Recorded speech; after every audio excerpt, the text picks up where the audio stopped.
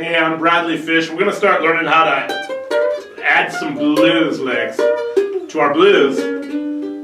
And if you missed my little 12-bar blues teaching you how to play Sweet Home Chicago, I believe it's up there in YouTube at least land. Click on that link and back up and get the chord part. That's really important. But if you got that, let's start jamming, man. So we're in G. And we're going to do a little blues scale. There's a lot of things we can do on this one. Let's just for fun find on the G string a blues scale all the way up the string, right?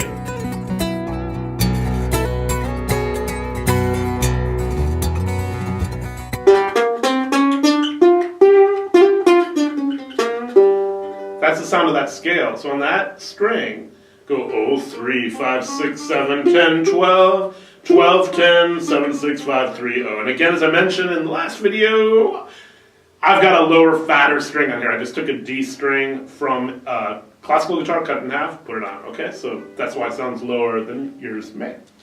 And have a little fun with that. Let's do that. So 0, 3, 5, 6, 7, 10, 12, 12, 10, 7, 6, 5, 3, 0. Cool.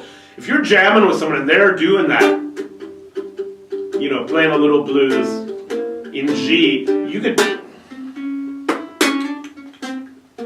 just have a little fun with that scale and jam with them on one string. That's a great start. What if we wanted to do kind of an open position scale? So we could go like...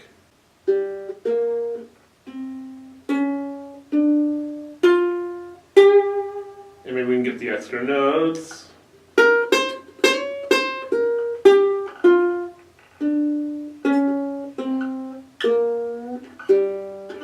What did I just do? That was a G blues scale, open position. Let's go on the G string, open third. Okay, it's the one closest to your head. On the next string, open first, third, and that first fret's called the blue note. Right there, and that's kind of tense, so you're not going to like hang out there a whole lot, but it's there, it's in there. And then first and third on your second string, and on the very first string, the A string closest to the floor, first, third, pinky, or first, third, and fourth frets. And come back down, we're going to go, so we were just up at the 4, 3, 1, next string down, 3, 1, 2, 1, 0, 3, 0. And again, if you have the traditional ukulele string, it'll be bing, bing, up high. You can even skip that string if you want. Okay.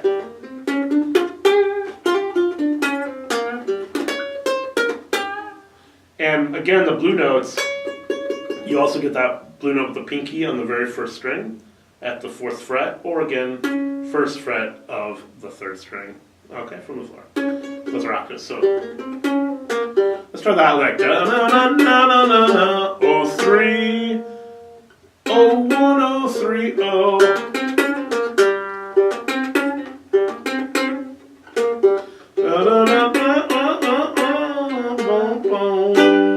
Cool. So if you go in.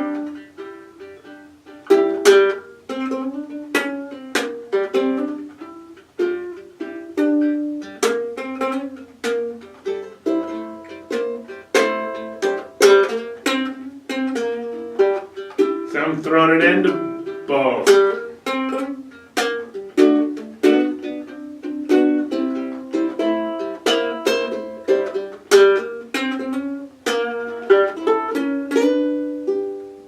Just for fun, let me show you that little lick that I just did now. And by the way, I just want to say something. If you're kind of a beginner, it might be a huge challenge just to go da, da, da, da, da. That might be like, whoa, dude, I did it. That's great. That's totally cool. I'm kind of teaching on a few levels at once. So if you're a more advanced student, I'm like, play the rhythm, play the lead, go nuts, put it all together, tap your foot, do the whole thing. If you're a beginner, it might be all you can handle to just, that's cool, just work on those little licks, and maybe you're jamming with someone, you can play some lead, or you record the rhythm, it's fine. Just what you can grab is great. And then, okay, we were going to do,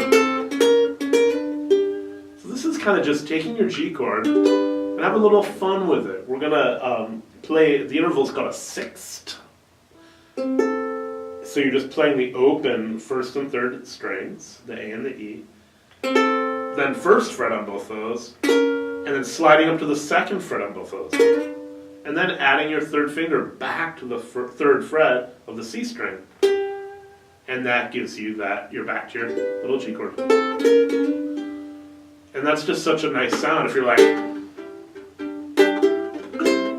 we're doing our little, right? And you could also use that as an ending at the very end and go, so just go. So I'm just playing, again, second fret this time of the first and third strings, the A and the E. And I'm picking like third, first, third, then I go down a fret to the first fret, do the same thing, go open, do the same thing, and then just strum that little G chord, okay? You've heard that ending.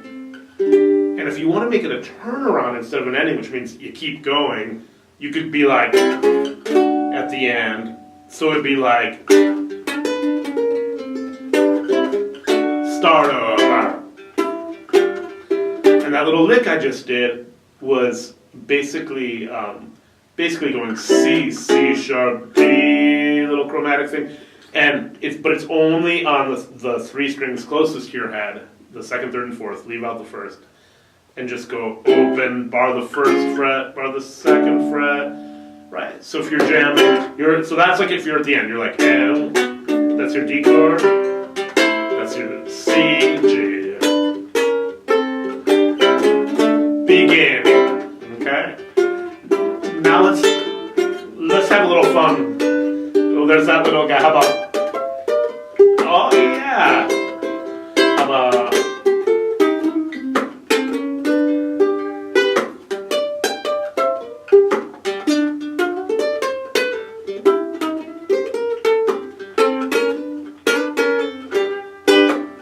Here we go. Okay. What the heck was I doing? So on the D chord, excuse me, the G chord rather. When you're doing this, you can come up all the way here. It's this little shape, and that's gonna be it's still a G chord. You're at the 10th fret of the first and second strings. Hit it twice, and then you could. I'm hitting the two middle strings, second and third, laying them down on the 12th fret with my third finger. If you only want to do just the third string, that's fine also. And then I'm doing, again, I'm getting the 10th for the two middle strings. And again, if you just want to get the third string, that's fine.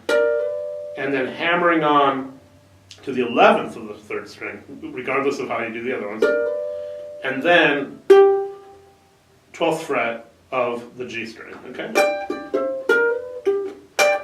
Make sure you get that rhythm. That's your G. Do the same thing at the third fret now. Back to the 10. 5, that's your D chord. 3 and 10. Maybe for the last one we'll go 5, 5, just on the two high strings. And start over, okay? So again, if somebody's backing you up, you can just chill on. Just do that. If they're not backing you up, you kind of got to be the whole show. This is harder, but you're like rhythm and lead ukulele. It's awesome. But so if you're like, come on, the G, baby, don't you want? I'm gonna hit the G and I'm gonna go. Have a little fun with how I phrase it. Back. Oh. Let's end it. Okay. Or we could do a G7.